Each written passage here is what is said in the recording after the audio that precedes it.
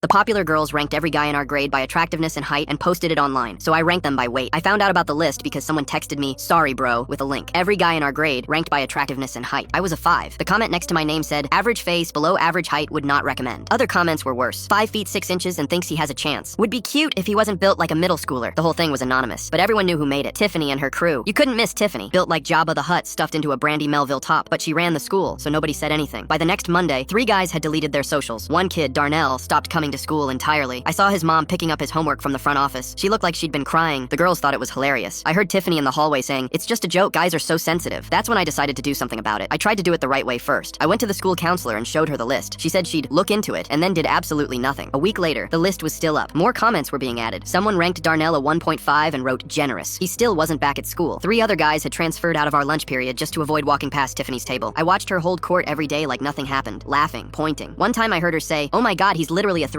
Why is he even talking to her?" I'd had enough. I caught her at her locker between classes. "The list is hurting people. Darnell hasn't been to school in 2 weeks. You need to take it down." She looked at me with this fake pity face. "Aw, are you upset about your little 5? Don't worry, I'm sure someone will settle for you eventually." Her friends howled. I didn't react. "Darnell hasn't been to school in 2 weeks because of what you did." She shrugged. "That's a him problem. Maybe if guys weren't so emotional about everything, they'd be fine. We're literally just telling the truth. So you'd be okay if someone did the same thing to you?" She laughed. "No one would dare." I nodded. "You're probably right." I walked away. That night, I sat in my room and thought about what would actually get through to her. Words didn't work. Authority didn't work. The only thing Tiffany would understand is feeling exactly what she made everyone else feel. So I opened a Google Doc and I started typing. I got the weights from Instagram posts, beach photos, anything public. I estimated where I had to. Spent 3 days on it. Made sure it was detailed. Made sure it was brutal. Made sure Tiffany was right at the top. Then I waited for Friday. Friday lunch. I dropped the list at exactly 12 o'clock. Official ranking, girls edition, by weight. Within 10 minutes, it had spread to every corner of the cafeteria. I watched the chaos unfold from my usual table. Girls were crying, screaming, comparing notes. One girl threw her phone across the room, but I kept my eyes on Tiffany. She was holding court as usual when someone handed her their phone. She squinted at the screen, scrolled. Her smile disappeared. She scrolled more. Her face went red, then purple. She was at the top of the list. Number 1, 187 pounds. Comment, built like Jabba the Hutt in a Brandy Melville top. She stood up so fast her chair fell over. Her eyes scanned the cafeteria until they found me. I waved. She marched over, her whole crew behind her. "You think this is funny? This is disgusting. This is body shaming. I'm reporting you." I stayed calm. "Body shaming? That's crazy. It's just a joke." "This isn't a joke. This is harassment." "Is it? Because I remember when I told you to take your list down, you said it was just a joke. You said guys need to stop being so sensitive." The cafeteria was dead silent. "The difference is," I said, "you ranked guys by height and attractiveness. Things they were born with. Things they can never change. I ranked by weight. Something anyone can change if they really wanted to." Tiffany's mouth opened, closed, opened again. Nothing came out. Her friends were backing away from her. Nobody wanted to be associated with this anymore. "So if you want to go to the principal," I said, "I'll walk with you. We can show them both lists." We both got detention. The principal made us take down both lists and write apology letters to the school. I wrote mine in 5 minutes. Tiffany's crew stopped sitting with her after that. One by one, they found other tables. By winter break, she was eating lunch alone. She transferred to a different school in January. Darnell came back a week later. Turns out being ranked by weight hurts just as much as being ranked by height. Maybe more. Funny how that works.